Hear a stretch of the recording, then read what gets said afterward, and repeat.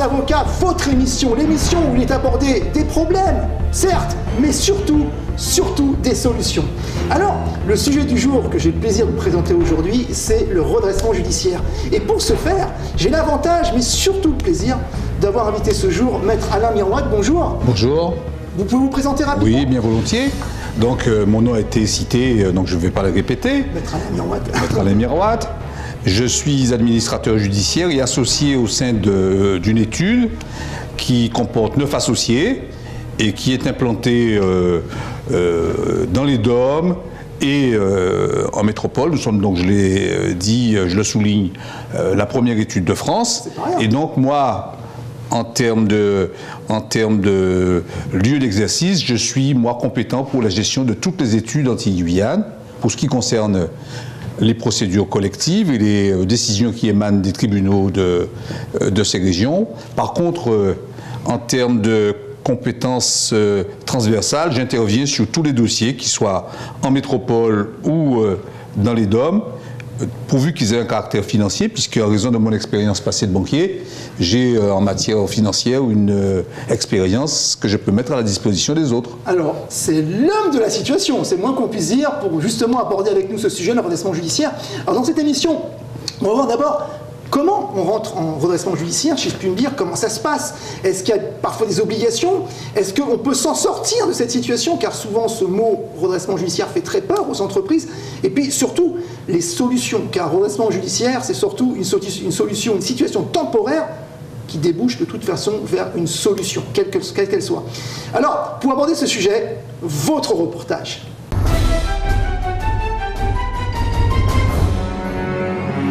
Une entreprise en procédure de sauvegarde ou de redressement judiciaire va pouvoir poursuivre son activité comme si elle venait d'être créée. Ceci toutefois dans la perspective d'un plan de redressement organisant le remboursement des créanciers et pour le cas spécifique du redressement judiciaire de la cession de l'entreprise. Le redressement judiciaire ainsi que la procédure de sauvegarde fonctionnent essentiellement de la même façon. On peut distinguer 3 phases, l'ouverture de la procédure, la période d'observation et enfin la solution au redressement. Le redressement judiciaire concerne des entreprises qui sont en état de cessation de paiement et qui ont des dettes de règlement à bonne date en retard. Le tribunal peut dans ce cas être saisi par le chef d'entreprise, mais aussi par un créancier ayant délivré à l'entreprise une assignation en redressement judiciaire en cas de non-paiement. L'entreprise sera convoquée à une audience à l'occasion de laquelle elle pourra s'expliquer sur les raisons du non-paiement de la dette et éventuellement démontrer qu'elle n'est pas en état de cessation de paiement. Ce n'est que si l'état de cessation est avéré que le jugement sera prononcé. Le jugement qui prononce la procédure de redressement judiciaire va également ouvrir une période dite d'observation de 6 mois, renouvelable une fois par le jugement du tribunal de 6 mois, et le cas échéant une seconde fois à la demande du procureur de la République. Durant cette période, le mandataire judiciaire va prendre en charge le passé de l'entreprise et par conséquent toutes les dettes mises en suspens, et l'administrateur judiciaire son avenir en assistant l'entreprise pour les mesures urgentes.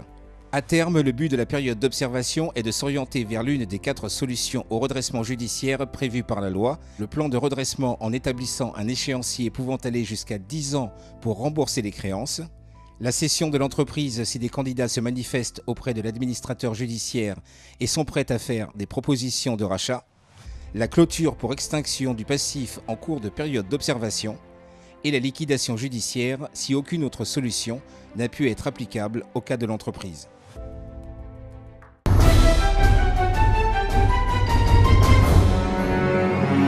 Alors, la question qui s'impose pour le redressement judiciaire, mais comment arrive-t-on dans cette situation de redressement judiciaire? Est-ce que c'est quelque chose qu'on décide? Je m'imagine que non. Mais comment ça se passe concrètement? Alors, je vais vous répondre. D'abord, vous avez tout à l'heure souligné que le sens du mot redressement, qui était chargé d'une certaine... qui fait peur. Et je pense que justement, il faut aujourd'hui considérer ce mot comme un mot suranné, un mot dépassé. Personnellement, je ne l'aime pas beaucoup. Moi non plus. Personnellement, je ne l'aime pas beaucoup parce que la situation a beaucoup évolué depuis l'époque où ce mot avait été retenu pour caractériser la situation d'une entreprise qui avait des difficultés et qui recherchait de l'aide pour organiser, j'allais dire, sa relance, pour organiser la recherche de solutions aux problèmes qu'elle peut rencontrer. Et donc les choses ont beaucoup changé et le mot, me semble-t-il, n'est plus adapté pour rendre compte de la réalité. Aujourd'hui, donc, une entreprise qui a des difficultés, finalement, est-ce qu'elle est obligée d'abord d'avoir recours à ce type de situation, redressement judiciaire? Alors, je dirais, a priori, pour répondre un peu rapidement à la question, non. Parce qu'en amont du redressement judiciaire, il y a toute une série de procédures. Le mandat ad hoc, la conciliation. Très peu connu. Pas connu du tout. Et très peu utilisé. Voilà, très peu utilisé ou pas utilisé du tout. La sauvegarde. Un peu plus connu maintenant. Voilà, un peu plus connu maintenant. Qui sont des procédures en amont du redressement judiciaire et qui permettent d'accompagner l'entreprise dans ses différentes phases de difficulté. Le redressement judiciaire, en retenant le vocabulaire actuel, étant une procédure qui est mise en place quand les solutions en amont ont été épuisées ou n'ont pas été utilisées. Voilà. Donc, alors, ce qu'il faut savoir, et c'est exactement ce que dit Maître Alain Mirouat, c'est que d'abord, il y a d'autres solutions. On ne va pas en redressement judiciaire tout de suite. Et même la loi, depuis quelques années, a favorisé des solutions avant que les choses aillent mal. Maintenant, dès lors que vraiment on n'est plus en situation de faire face à son passif, à ce qu'on doit avec ce qu'on a, eh bien effectivement on est obligé. Absolument, voilà, c'est une situation d'obligation. De faire appel donc aux tribunaux de façon à envisager cette procédure de redressement judiciaire. Alors, une fois donc que celle-ci est décidée, c'est le tribunal qui vous désigne? C'est le tribunal qui nous désigne, qui désigne deux mandataires, qui désigne un administrateur judiciaire. Je souhaite que le plus souvent ça soit nous qui soyons désignés, et qui désigne aussi un mandataire liquidateur.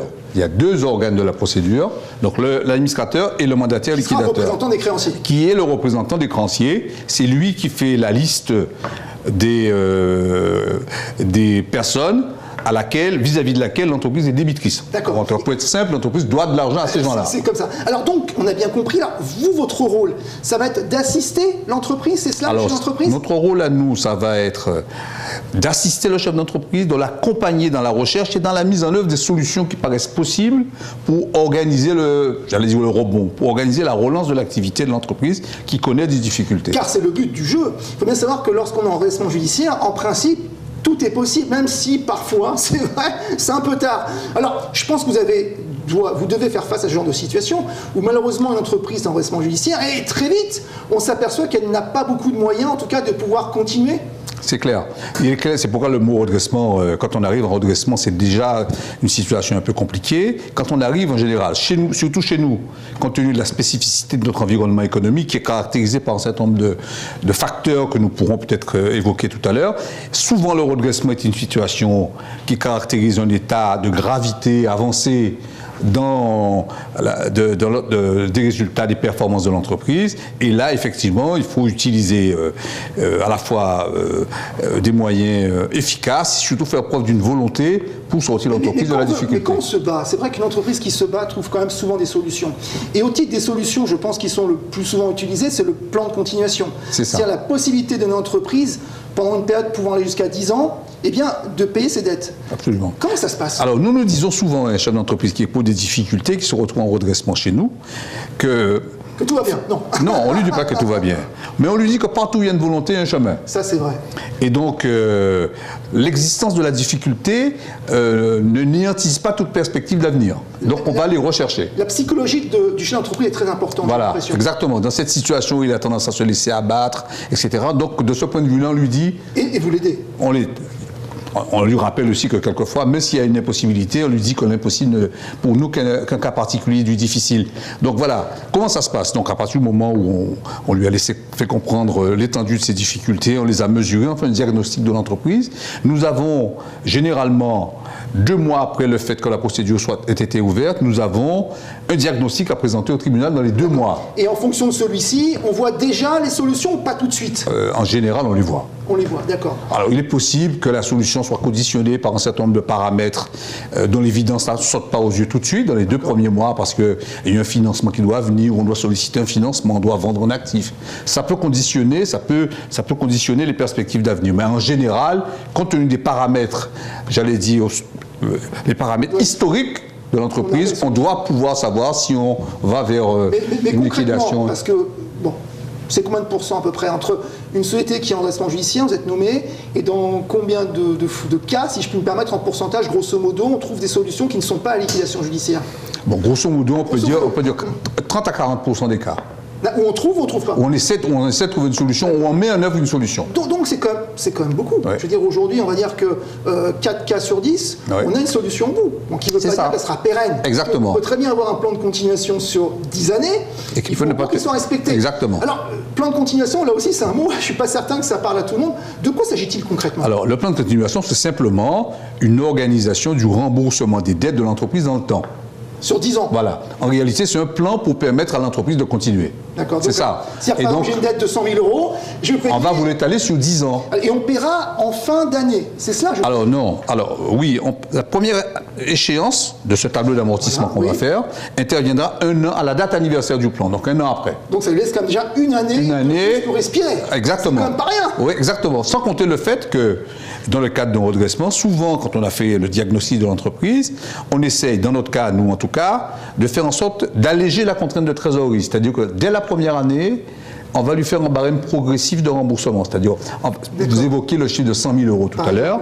On ne fera pas un remboursement de 100 000 euros divisé par 10 ans, c'est-à-dire 10 000 euros par an. D'accord. On va lui faire 5% la première année, 5% la deuxième, 5% la troisième, 10% la quatrième, etc. De telle sorte que sur les 10 ans, on arrive à 100%. D'accord, donc en fait de laisser vraiment la chance à la société de s'en sortir. Exactement. C'est vraiment un souffle important. Une entreprise, ça ne va pas. Souvent, d'ailleurs, ce que font les entreprises, elles attendent, si bien que ça grossit, les solutions deviennent vraiment difficiles. Alors que si elles n'attendent pas, et que justement elles soient au courant qu'elles ont cette solution d'avoir éventuellement un plan sur 10 ans, les choses changent. Voilà. Et tout devient possible.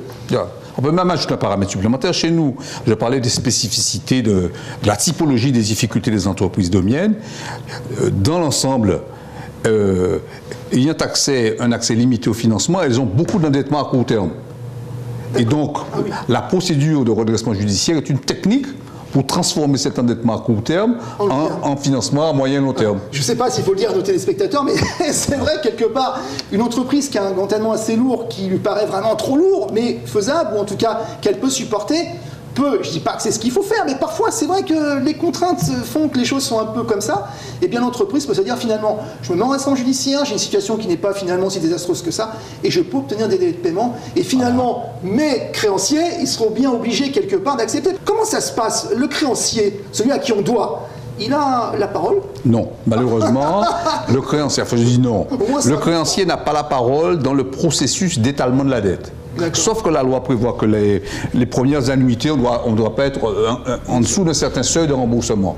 Mais le créancier n'a rien à dire dans l'aménagement du remboursement de la dette. Le processus d'aménagement de la dette dépend principalement de la capacité contributive de l'entreprise. C'est intéressant. Regardez, vous avez une dette, vous allez peut-être avoir une difficulté avec la banque, plutôt que d'attendre justement une déchéance du terme, parce que vous n'avez pas payé la dette. Mais il vaut mieux solliciter auprès du tribunal une procédure de redressement judiciaire. Et dans ces cas-là, il n'y aura non seulement pas d'échéance du terme, mais en plus vous aurez peut-être non pas 5 ans pour payer votre dette, mais 10. Je pense quand même qu'il faut vraiment que l'entrepreneur que vous êtes envisage cette solution quand celle-ci s'avère nécessaire, et bien avant que les choses soient trop compliquées pour que ça puisse être engagé utilement. La seule chose que je peux ajouter par rapport à ce que vous dites, c'est qu'il faut que les chefs d'entreprise fassent de ces moyens, j'évite d'utiliser le mot redressement, une technique de gestion ou de gestion, de résolution de leurs difficultés, et ne voient pas ça du tout aujourd'hui comme une sanction. C'est pour ça, tout à l'heure, vous disiez, aujourd'hui le terme est un peu ancien, le redressement judiciaire n'est pas tellement adapté, parce qu'au final, aujourd'hui, même si ce n'est pas dit dans la loi, concrètement, aujourd'hui, c'est une technique de gestion également, le redressement judiciaire. Le but du jeu n'est pas de prévoir, se dire tiens, je vais faire un prêt aujourd'hui et dans 2 ans, je sais que je vais être en redressement judiciaire, bien sûr que non. Mais l'idée, c'est de se dire, c'est vraiment une technique de gestion de l'entreprise prévue par les textes. Et comme Maître Mirat vous l'a dit, le créancier n'a pas tellement la parole, sauf qu'on lui demande peut-être d'abandonner une créance. Voilà, mais là, on ça aussi, c'est possible. Voilà, mais en fait, il s'agit là, dans ce cas-là, de la gestion de ses intérêts. Parce que c'est quelque chose qui est souvent demandé. Je crois qu'on leur dit, voilà, on vous paye, par exemple, tout de suite la moitié de la dette. Et vous abandonnez le solde. Le solde. Voilà. Ça arrive. Voilà, c'est quelque chose qui est demandé. Absolument, c'est souvent qu'on demande ça, puisque le banquier, parce que c'est souvent les banquiers qui sont concernés, il a quelquefois intérêt à être payé tout de suite, plutôt que d'espérer être payé dans 10 ans. Et voilà, et donc dans le cadre... Un sien vaut mieux que 2, tu l'auras. Et, voilà, et c'est pour ça que dans le cadre du redressement judiciaire, alors je le dis pour les téléspectateurs, c'est pas qu'il faut en abuser, mais il faut en user si on en a besoin.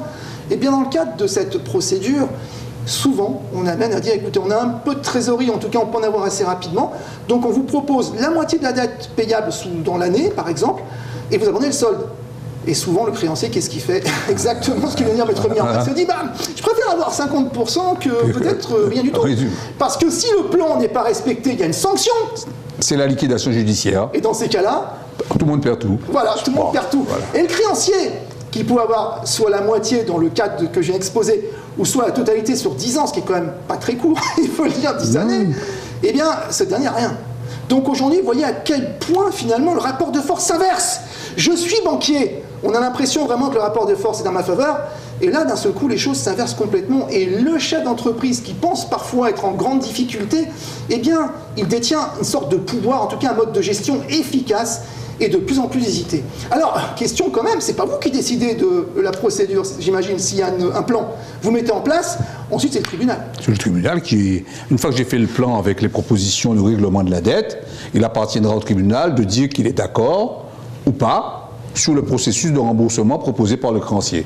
C'est ça, le processus qui consiste à faire ce choix, pour le tribunal, s'appelle l'homologation du plan. D'accord. Généralement, un plan présenté qui est bien préparé est le plus souvent accepté, je pense. En général, le tribunal fait une analyse souvent très objective des dossiers, et si les éléments militent en faveur d'un choix de continuation, le tribunal le fait la plupart du temps. D'accord, parce que le but quand même, et ça aussi c'est un point très important, que vous devez savoir, c'est que le tribunal de commerce, il n'est pas là pour vous sanctionner, mais pas du tout. Il est là pour vous aider. Et la première mission du tribunal de commerce dans ce cadre-là, c'est aider l'entreprise. Car c'est le but, pérenniser l'entreprise, mais aussi les emplois. Et c'est en ce sens que vraiment on veut vous sensibiliser dans ce cadre de cette émission sur tout l'intérêt vraiment de penser sauvegarde et d'autres moyens. Bien entendu, ce n'est pas le sujet, mais on vous a dit tout à l'heure qu'il y avait d'autres moyens avant le redressement judiciaire. Et le redressement judiciaire. Maintenant, oui, Maître Miroir va nous le dire, si la personne ne paye pas à l'échéance, à l'issue de l'année en question, qu'est-ce qui se passe? Alors, si la personne ne paye pas, à ce moment-là, ça équivaut à constater l'échec des propositions qui avaient été faites pour éponger le passif. Donc le tribunal en tire comme conséquence que l'entreprise ne peut plus poursuivre son activité, ordonne la résolution du plan, c'est-à-dire l'annulation du plan, et ordonne la liquidation judiciaire de l'entreprise. Bon, il y a une autre solution, parce que, imaginons, on a dit 10 ans, c'est au plus 10 ans, je crois que c'est 12 ans dans certains cas, mais c'est 10 ans en général. Je crois qu'on peut très bien aussi avoir 5 ans, par exemple, quelqu'un... Ah, le plan n'est pas... 10 ans, c'est le maximum. Hein. Mais il n'y a pas 12 ans, me semble-t-il, pour certaines entreprises. Non, c'est en matière agricole, on peut aller en matière... Mais bon, peu importe. Mais l'idée dans cette affaire, c'est de se dire, voilà, je peux aussi avoir un plan sur 5 ans, ça arrive. Et dans ces cas-là, si je ne paye pas, est-ce que je peux renégocier sur cette... C'est possible? Alors oui, on peut demander une modification du plan. C'est-à-dire qu'effectivement, si vous faites un plan de continuation sur 5 ans et que vous apercevez que finalement vous avez été trop ambitieux, vous pouvez demander au tribunal la modification du plan et réétaler le plan sur la période de 10 ans, c'est-à-dire la période maximale prévue, puisque 10 ans c'est une période maximale. Alors, mais je voudrais souligner en ce qui concerne le plan de la notion de plan de redressement, que les principes que nous avons évoqués, c'est les principes généraux, mais que beaucoup d'autres solutions peuvent être mises en œuvre dans le cadre de ce qu'on appelle un plan. Vous évoquiez par exemple la durée du plan. La loi prévoit que le plan on ne peut imposer aux créanciers que 10 ans. Mais avec leur accord, je peux aller au-delà. Alors, ça arrive? Ça arrive souvent parce que dans certains dossiers, vous avez des fois un gros endettement bancaire. Et que cet endettement bancaire, il est mieux de le rembourser sur 15 ans que sur 10. Donc dans ce cas, on va négocier avec la banque. On verra avec elle pour le problème des garanties. On verra aussi peut-être pour renoncer à une partie de l'abandon de créance qui nous est arrangé. Bon, dans le cadre de cette négociation-là, on obtient que la banque accepte de l'amortissement de sa créance sur 15 ans plutôt que sur 10. Ça va alléger la contrainte de trésorerie. Alors ça, c'est pour des gros prêts, dans des cas de grosses sociétés. Oui, ou alors une société qui vient de faire un prêt. Par exemple. Voilà. Et dans ces cas-là, vous voyez un petit peu la solution. C'est-à-dire quand on a une situation vraiment difficile, on arrive au contraire à une solution qui est quand même très satisfaisante, avec un prêt peut-être sur 15 ans, et souvent avec un petit peu d'abandon de créance ou des intérêts, ce genre de choses. Le plus souvent, c'est cela. Voilà une solution intéressante. Absolument. Mais l'élément fondamental dans une société qui est en redressement judiciaire, c'est pas le problème de sa dette. J'ai toujours tendance à dire ça nous intéresse. J'ai toujours tendance à dire à mes interlocuteurs que le problème d'une entreprise en redressement, c'est pas le problème de la dette. Le problème de la dette, on va trouver une solution. D'abord parce que si l'entreprise est rentable et génère des résultats, est viable. Voilà, si l'entreprise est viable, bon, tous ces créanciers, sauf circonstances exceptionnelles, vont chercher à percevoir une partie de ce dividende plutôt que de se couper tout le barat tout de suite. Vous voyez? Donc le vrai problème c'est pas trop le problème de la dette. Il faut s'en préoccuper, mais c'est pas le problème fondamental parce qu'au travers, si l'entreprise a un cash flow insuffisant pour faire face à sa dette, on peut organiser un plan de cession. C'est-à-dire organiser la pérennité de l'entreprise au-delà. Donc c'est très intéressant ce que vous dites parce que pour l'instant on n'a abordé que ce point-là, mais ce qui est important c'est est-ce que l'entreprise est viable, c'est est-ce qu'elle a un avenir, c'est ça. Voilà. Si elle a un avenir et qu'il y a des problèmes de trésorerie ou même des problèmes de dette, c'est pas grave et c'est pas l'essentiel. Et comme vous dites, on trouve toujours une solution. Mais pourquoi? Parce que finalement les créanciers n'ont pas le choix. Ils n'ont pas le choix. Parce que s'ils ne le font pas, eh bien finalement l'entreprise ne le saura plus puisqu'elle ne pourra pas plus faire justement face à ce qu'elle doit. Alors, vous avez dit tout à l'heure, il peut y avoir donc une reprise d'activité ou une cession d'activité. Oui. Vous pouvez nous en dire un petit peu plus? Par exemple, une entreprise, par exemple, qui a des résultats satisfaisants, qui fait des bénéfices. Mais ces bénéfices sont insuffisants pour faire face à la dette. Elle gagne 10 000 euros, elle a comme résultat 10 000 euros par an. La dette, le service de la dette exige 15 000 euros par an. Donc il va nous manquer 5 000 euros. Ah bah, il manque un peu. Il manque un peu. Bon, l'écart peut paraître plus faible, mais des fois c'est beaucoup plus. L'entreprise étant rentable, finalement, il faut chercher une solution pour cette entreprise et organiser sa pérennité avec un niveau d'endettement qu'elle peut supporter. Et dans ce cadre-là, on peut mettre en œuvre ce qu'on appelle un plan de cession, c'est-à-dire organiser la vente de l'entreprise au profit de repreneurs, d'un entrepreneur qui reprendra l'entreprise sans les dettes. D'accord, parce que ça, c'est aussi. Alors, ça a été souvent une crainte de l'entrepreneur qui se dit ok, je veux bien faire une procédure de redressement judiciaire, mais ma crainte, c'est qu'on me rachète mon entreprise à la barre. Non. C'est possible? Alors, c'est tout à fait possible, mais il faut savoir que la loi prévoit que s'il y a en concurrence un plan de redressement et un plan de cession, le tribunal donne la préférence au plan de redressement par rapport au plan de cession. Ce qui est logique, c'est vraiment le sens de la loi. Donc, il y a toujours une priorité du plan de redressement par rapport au plan de cession. Donc, la peur en soi n'existe pas. Par contre, il arrive un moment où si le sauvetage de l'entreprise, le chef d'entreprise ne peut pas sauver une entreprise, qui peut arriver, à ce moment-là, le tribunal pourrait être amené à faire le choix du plan de cession, mais ce n'est que dans des cas très particuliers, compte tenu de l'évolution de la loi, que ça arrive. Aujourd'hui, cette crainte... En fait, voilà. Ce que le chef d'entreprise a peur, et c'est intéressant ce que vous dites, c'est-à-dire que si votre entreprise est viable, ça veut dire que forcément, il y aura une solution d'avoir un plan, donc des risques de reprise d'entreprise, il n'y en a pas. C'est bien cela. Absolument. Alors que bien souvent, les chefs d'entreprise se disent non, je ne vais pas en redressement judiciaire parce que aussi j'ai peur qu'on me rachète. Voilà. C'est allé un petit peu vite, je pense. C'est pourquoi le mot redressement, et c'est pourquoi je le critique un peu ce mot. Ce mot, il existe depuis des années. Au travers de l'évolution de la procédure, le mot n'a jamais changé. Le mot a toujours été le même. Alors qu'au fond, la philosophie de procédure collective a beaucoup évolué. Vous voyez, la philosophie d'aujourd'hui n'est pas celle de 1965. Par contre, ce qui n'a pas évolué, c'est que malheureusement, si ça ne marche pas, on va en liquidation judiciaire. Ça existe. Ça, c'est une réalité. Mais de toute façon, parce qu'il y a beaucoup d'entreprises qui fonctionnent comme ça. Ils disent, ok, bon, moi, je suis vraiment pas bien. Ça va pas très bien, mais je sais que je peux toujours me payer. Il faut bien que je gagne ma vie. Bon, tant pis, je vais traîner des dettes très importantes sur 5 ans. Mais par exemple, 500 000 euros de dettes sociales et fiscales, de toute façon, je verrai bien comment je ferai. Mais il faut quand même savoir que cela n'est pas légal. Non, tout à fait. Alors, justement, est-ce que vous pouvez nous éclairer sur ce point? Est-ce qu'il y a des sanctions qui peuvent être envisagées quand on compte donc un entrepreneur qui aurait justement un petit peu abusé, entre guillemets, de ce genre de fonctionnement? Voilà, alors deux choses. Je vais quand même bien poser le problème par rapport à notre réalité économique. C'est vrai que dans notre environnement, ça constitue une spécificité de notre environnement. Il mérite d'être souligné parce que ce n'est pas simplement en Guadeloupe qu'on le voit en Martinique, en Guadeloupe, en Guyane, beaucoup dans les DOM. On a globalement un système de financement de l'activité économique qui est défaillant. Bon, une fois que j'ai dit ça, je ne m'étends pas sur... C'est pas une surprise, excusez-moi. Ce qui fait que les entreprises ont tendance, probablement avec une certaine forme de bienveillance qui existait dans le passé, à accumuler des dettes fiscales et sociales, c'est-à-dire à payer ces gens l'an dernier. Et donc en réalité, ils deviennent les banquiers de l'entreprise. Bon, alors effectivement, depuis quelques années, le volume de la dette fiscale et sociale pose des problèmes. Et les services de l'État commencent à lutter contre cette forme d'incivilité fiscale. Et donc, aujourd'hui, il y a beaucoup de chefs d'entreprise qui ne payent pas la TVA, qui ne payent pas les cotisations ouvrières. Et là, il y a des sanctions pénales. Et ça arrive. C'est vrai qu'aujourd'hui, à l'époque, moi, en tant qu'avocat, je peux le dire, on le voyait assez rarement, on voyait des choses assez incroyables. Une personne, par exemple, avait 1 million d'euros de dettes sociales et fiscales. Bon, écoutez, ça passait. Après tout, c'était, comme vous disiez, le contexte qui voulait ça. Mais aujourd'hui, effectivement, je pense en tout cas que les procureurs de la République sont assez à cheval et qui font vraiment attention lorsqu'on vend. Il ne faut pas avoir peur. Pour autant, il faut poser le problème. Je dis ça pour les chefs d'entreprise qui auraient ce problème aujourd'hui, mais en discuter Tout est possible. Encore une fois, si vraiment il y a une difficulté là-dessus et qu'on a vraiment abusé, c'est vrai qu'il peut y avoir des sanctions pénales. C'est pas impossible, même si chaque situation est un cas à part, bien entendu. Mais c'est pas pour autant qu'il faut en avoir peur. C'est pas parce que j'ai fait cette erreur qu'aujourd'hui je dois encore rester à ne rien faire. Il faut agir. Voilà. C'est pourquoi j'ai parlé d'incivilité fiscale. Bon, alors écoutez, je pense qu'on a fait le tour sur le sujet. On pourrait vraiment discuter de ce sujet très longtemps, qui est passionnant. Le mot de la fin ?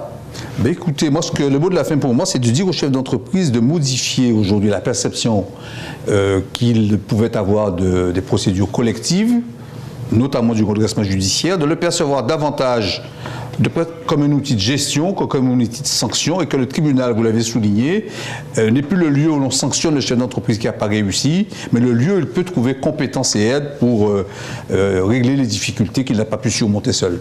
Je n'ai presque plus rien à rajouter avec une synthèse comme celle-ci.